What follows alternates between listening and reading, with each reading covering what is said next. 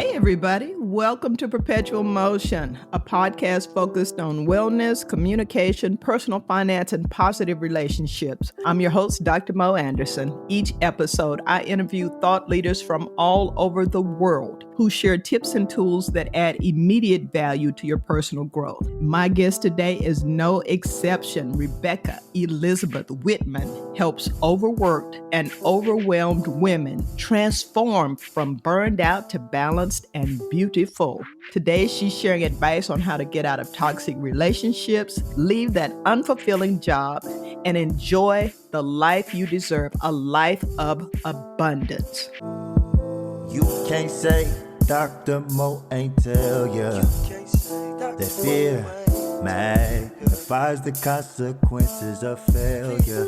What are you scared of? Why are you afraid? I'd rather live like I'm dying than live to die. Any day, my heart is pure, my soul is safe. Welcome, Rebecca. I am so excited to be here. Thank you for having me on your show, Dr. Mo. It's my great pleasure. You come well qualified with lots of wonderful experience, tips, and tools, and I can't wait to hear all about them. Your background is incredible. I see you graduated from Princeton with honors. You have a top-ranked podcast, and you've shared the stage with the likes of Les Brown and Jack Canfield. Wow. Rebecca, what drives you to help other women change the course of their lives? Well, thank you for sharing that about me. What drives me to help women is I used to be burned out. I used to feel like I was stuck in toxic relationships and dead-end jobs, and I didn't find a way out until I really started studying with great spiritual teachers, people that we all have heard of, like Michael Beckwith, Wayne Dyer, Abraham Hicks, Louise Hay.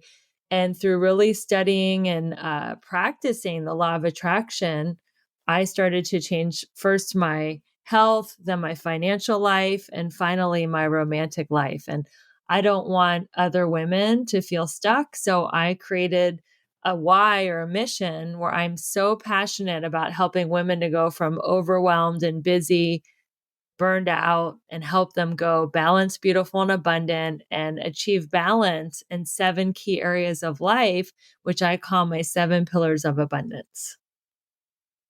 Sweet. That was my next question. So we are definitely synced here. I always like people to know, where you're coming from and what your experience. So I let them know that credibility. So it's not just Dr. Moore and her neighbor talking about stuff. This is expert advice. And from someone, I think it's important, that transparency. People need to know this has been my life. I've lived through this. For me, I've been in toxic relationships, been divorced, just been on the precipice of diving off the cliff. And, the resilience and effort it takes to come back is hard, but it's possible. Let's talk about those 7 pillars of abundance. I don't know if you share all 7 or highlight what it's kind of about, but I'm very interested in that. Yeah, I'm happy to share all 7 and talk a little bit about each one. And they're in order for a reason. So the first one is spirituality. And I believe in being connected to a power greater than yourself, whether you call it God, Jesus, Allah, Buddha, the universe, nature, it doesn't matter. But as long as there's something greater than yourself that you can have faith in, that is giving you grace, that is walking you through this journey called life. Because I used to be an atheist, and it was a very painful way to live, thinking that I was in charge of everything. And spirituality is how I start my day. I have a morning practice. I have an abundance journal, which I'm going to gift to your listeners. And I found this journal 30 years ago. I was sitting in a 12-step meeting. I was a teenager, and I sat next to a woman named Janet. And she said, Rebecca, this is how you write a God journal. And I have been using this journal format for 30 years. And I start my day with it every single day. And it helps me shift my mindset from negative to positive. And I've also added a couple tweaks to it. And that is something that I would love to share with your listeners. So I believe in writing in the morning, prayer, meditation. And then the second pillar that I do also in the morning is exercise. I believe in body first, business second, and your health is your number one resource. When you have your health, you can create anything you want in the world. And when you don't have your health, that's your number one priority. So making health a priority, creating your day around your workout is the second step. The second pillar is fitness. The third pillar is emotion. We are in a society with the news and everything going on in a scarcity mentality, in a state of not enoughness. There's not enough money. There's not enough time. Everything is so rushed, and that is fear-based thinking. So I help my clients go from fear-based thinking to love-based thinking. There's more than enough. There's plenty of money, plenty of love, plenty of time. So love-based thinking is abundance thinking. The next pillar is romantic. So when you have a loving, romantic partner that is lifting you up and holding you high, it becomes a lot easier to achieve abundance. When you have someone that is constantly putting you down and stealing your dreams, then it becomes very hard to achieve anything. So the next pillar is romantic. The next pillar after romance is mental. Mental means continuing to learn, working on your mind, listening to wonderful podcasts like this one, listening to Right. audibles and YouTube and, reading and taking classes. Continuing to learn and grow is so important. The next one is social. Your vibe attracts your tribe. So having mentors, having mentees, having a community of people that lift you up and support you and cheer you on while you achieve your goals and dreams is so important. And the final pillar is financial. When you have a life that is in alignment, when you're not overwhelmed and burned out, you actually magnetize and attract money. You attract opportunities. And that is why I call myself the magnetic abundance mentor, because you don't have to go out there and push and strive.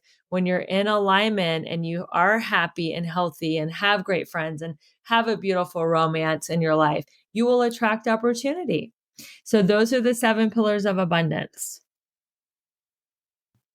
Those are wonderful pillars, all things that I totally subscribe to and emphasize, but the way you put them together, and your examples are fantastic, and I haven't heard anyone just put it all together like that, and you're helping people understand how they're interconnected, because we wanna separate health and emotions and romance, but it's just like the, pyramid, Maslow's pyramid. If you don't have these foundational things together, then anything you put on top of it is unsteady. So very, Yes. very beautiful. And I appreciate you giving them all. A lot of people, they'll be like, I have 8 ways to make your life happier. I'm going to give you 2, and then you need to buy my book. So if you Yeah, want another other 6.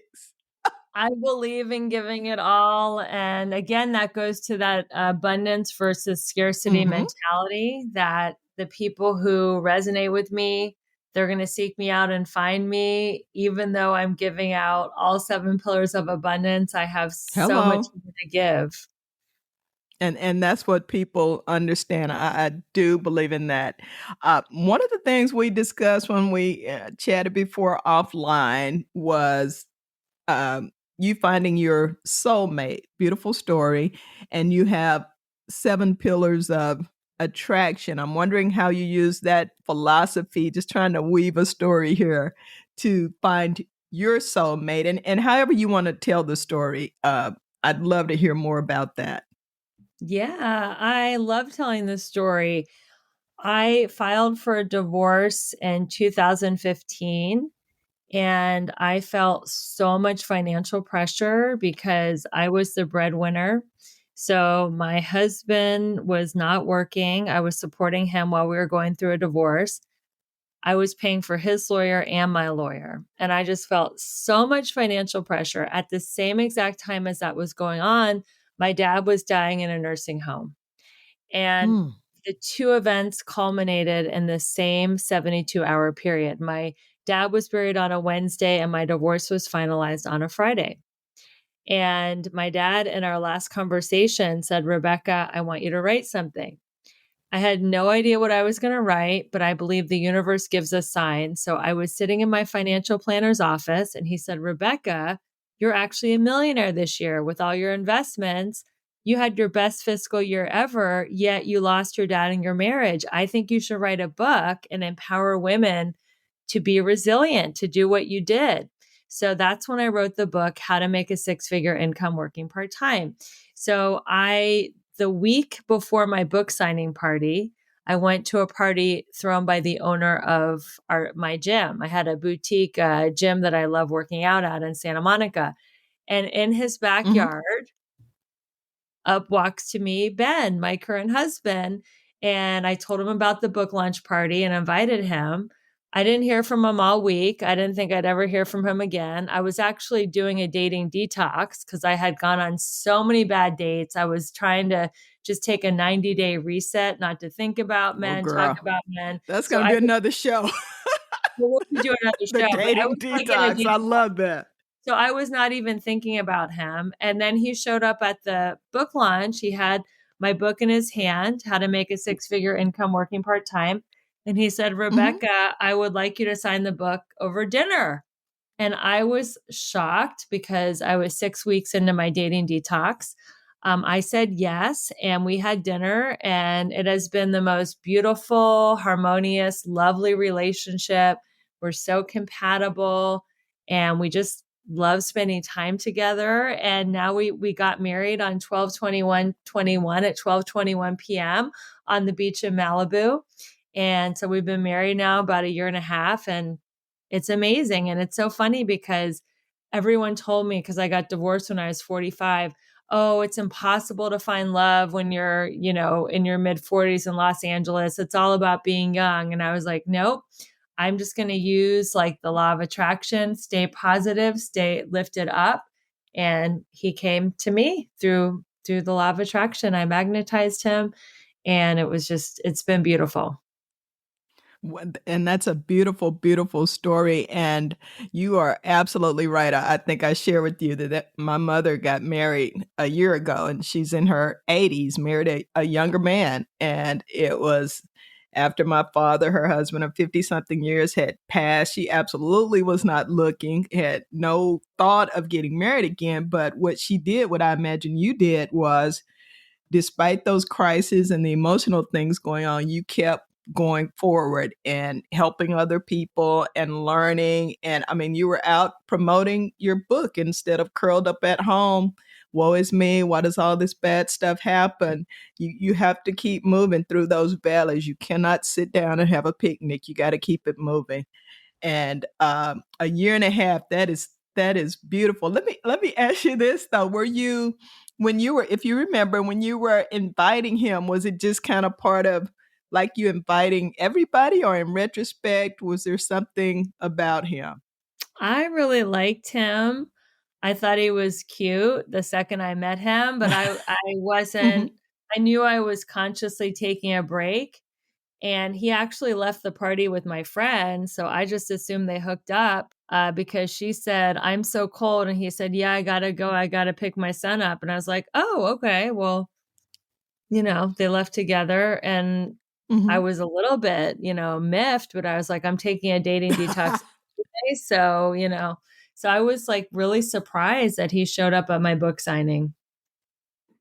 Well, surprised but happy, and I understand that too, that you're like, "Okay, I don't want anybody, but I need you to want me. What's happening here?"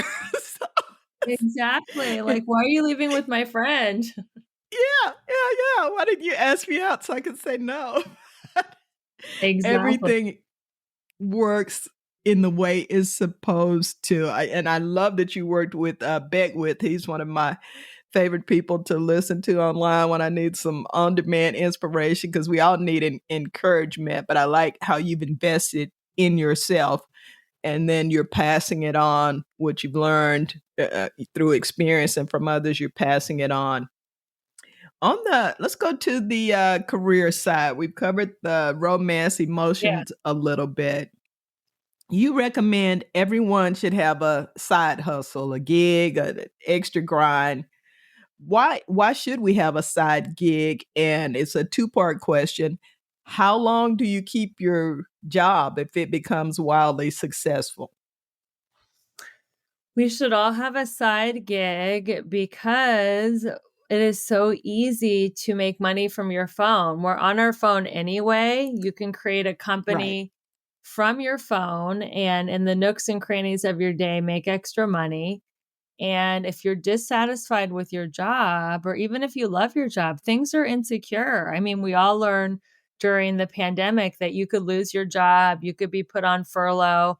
So, to create more stability in your life, I believe that everyone should have at least 3 or 4 income streams. And it's a way to create wealth. It makes your life interesting and fun. You don't get bored, you meet new people and Mhm. it just makes a lot of sense. So the second part of the question, when should you leave your job? I don't think you should. I mean, unless you really hate it and it really just does not feed your soul, then you should, but then get another income stream because I believe, like I said, if you have 3 or 4 income streams, your life is going to be exciting and you'll have more stability in your income. Some could be passive income streams like the stock Mhm. market or owning real estate. Some could be more active. Everybody should have a passion project like this is for you, Dr. Mo. So everybody should have something that they love, that they would do for free, that lights them up. And then I can help you monetize that in my training program, How to Create a Six-Figure Side Hustle. Excellent, excellent. And that's the part a lot of people they're very, passionate about something. I had a friend recently who finally realized that all her beautiful art that she was doing at home could be merchandise. And, real quick went on Shopify and now she's got a very successful, and it's on social media. But for years she had been, we were all telling her, "Oh my God, you're so good."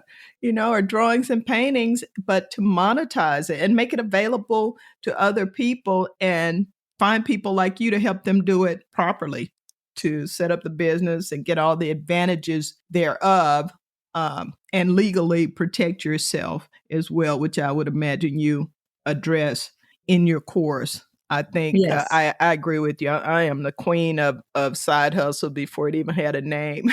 It's always Yeah. felt like, okay, I got to make sure I don't want all my eggs in one basket, is what the boomers used to say. I really, really like that advice. Tell us a bit more about your service, how you help women, because that's a lot, overworked and overwhelmed. Is it like, are you like counseling, emotionally counseling them, or how do you go about doing that? Yeah, I have one-on-one coaching. I have group coaching. I actually am offering a free women's circle on Tuesdays at 12 Pacific, 3 Eastern. And that offers women accountability, community, and support from me. And I have a Mhm. couple signature programs. I have How to Create a Six-Figure Side Hustle, which is an 8-week program. And I have an 8-week program, How to Manifest Your Soulmate in Midlife. So those are the different ways. And I've led one international retreat in Medellin, Colombia, and I'm going to be leading another one in India in January and in Costa Rica probably next spring because I love international travel and I want women to be able to travel internationally and also get the mindset work. And the one in India, I'm co hosting it with a yoga instructor. And the one in Costa Rica, Mhm. I'm co hosting it with a fitness instructor. And I have my podcast. I host a lot of virtual summits and virtual retreats as well that are free. So make sure if you're listening, if you're interested in virtual retreats, virtual summits, and my podcast, that you get in touch with me because I offer a lot of content for free as well as having paid coaching programs. Excellent. Of course, we'll have all that in the links in the show notes as well. One other topic I wanted to touch on before we go is I saw somewhere as I was doing the research here that you help people find their superpower. How do you find your superpower? Yeah, that's a great question. Some of the people are not knowing their superpower. And when you find your superpower, it not only builds confidence, you can figure out what your side hustle is going to be. So their superpower is, what could they talk about for 30 minutes without reviewing any notes? What do people come to them for advice? What were they always good at naturally from a really young age? And what would they do if they won the lottery and they didn't have to work? Those are all great questions to help you hone into your superpower, which can lead to your passionate purpose. And I actually have a free workbook, Find Your Magnetic and Meaningful Purpose. And that's also going to be offered. I'll give you my link tree, which will have all this, but these are great questions to ask yourself if you're lacking purpose. And there's so many people that are not knowing their superpower, not knowing their purpose. So that's why they feel like they're on the treadmill in the rat race, going nowhere fast. Mhm. And when you have your purpose and your superpower, then you start to really have that balanced, beautiful, and abundant life that you are excited about. I was so excited to be on this podcast today. I woke up at 4 a.m. So this Oh is my. something that makes me I really love it. happy. I love, talking and sharing and learning and just, being of service to people. It's one of my superpowers is communication. Absolutely. And mine is personal development, self-improvement, both for myself and in sharing a, educational personal development podcast with others. And you mentioned 2020. And I've been doing a podcast for 10 years, but before 2020, it was kind of hit or miss, something I do when I have time. But if I didn't, I wasn't as committed. Now it's weekly, no matter what. But Rebecca, had I not been doing this podcast, because I'm single, I live alone, I would have lost my mind because Yeah. I'm a dental consultant. And I remember one of my colleagues saying, oh, this is not really going to impact us when they shut down dental offices. And I was like, dear, where do you think our work comes from? The dentists submit claims and prior authorizations. If they're shut down, we don't have anything to do. And it was the first time in my 30 something year career as a dentist that I realized, you know what? Anything can be shut off. And I wasn't, Yes. all invested or just doing one thing, but it was so scary. And I know people have been feeling that feeling a lot and multiple times in their life. So it made me a lot more empathetic about that and more determined to do other things like this with excellence so that I have options. I uh I can't let you go without this one. I said that was my last question, but I just hear previous guests and clients in my mind who are stuck in toxic relationships. And that you would think that would be an easy thing to walk away from, but typically it doesn't start out like that, right? It kind of Right. gradually gets that way. Can you just give them some hope, some tips on how to do that, how to leave the relationship for a healthier life? Yeah. When I was in a toxic relationship, I couldn't leave because I was like, I know this. This was like an old pair of jeans that was comfortable, even though it wasn't healthy. So the first thing I would tell them is everything that you want in life is outside of your comfort zone. If you want a healthy relationship, then it is outside of your comfort zone. And if somebody is name calling, criticizing, verbally, emotionally, or God forbid, physically abusing you, you do not deserve that. So it becomes a self worth thing. You are worthy of a loving, kind person. And I didn't know that for years. I thought that a loving, kind person was boring, that it wasn't love. I thought that love meant fighting and making up and all that tension. And then I actually met women that had kind husbands and that had easy flowing relationships. And I thought that was like, the Easter bunny. I was like, that's out there. Like, I didn't even know that was an That's a option. thing? Yeah, like I Right. didn't know that could be because I didn't see that modeled in my parents or in any of my friends. So I started like, okay, I am not going to, if somebody shows any kind of like mean-spiritedness, if they're unkind, if I get that weird feeling in my stomach, then I'm going to keep moving on. And eventually I met Ben, who's the kindest, most laid back person that I've ever met. So I would tell you, first of all, it's a self-worth thing. You are worthy of a loving, kind person. And secondly, it is uncomfortable. It is uncomfortable to not know what's next and to have that fear of maybe I will always be alone. But Dr. Mo, I came to the point where I was like, if I'm meant to be alone, I would rather be alone than with somebody who is criticizing me and putting me down. And I just Hello. wanted to I just wanted to be around high vibe, loving, positive people, coworkers, pets. Like, I just wanted to go where the love is, where it was easy and simple and felt good. And that is when everything changed, when I decided I don't want to feel this way anymore. And I'm willing to be alone, and I'm willing to surrender my love life to God. And whatever shows up, I'm good with that. And that's when everything changed. Wow, that is so good. And as someone who's also been in a toxic relationship, another form of that I didn't recognize until it happened to me is when they take words away. That caveman thing, and I'm a words communication person. So if you take words from me, that's as injurious as if you're screaming at me, because I want to communicate. And so that cold shoulder thing, and obviously people have bad days and bad times. We want to paint the broad picture of, you also know all the circumstances, physical abuse, hell no.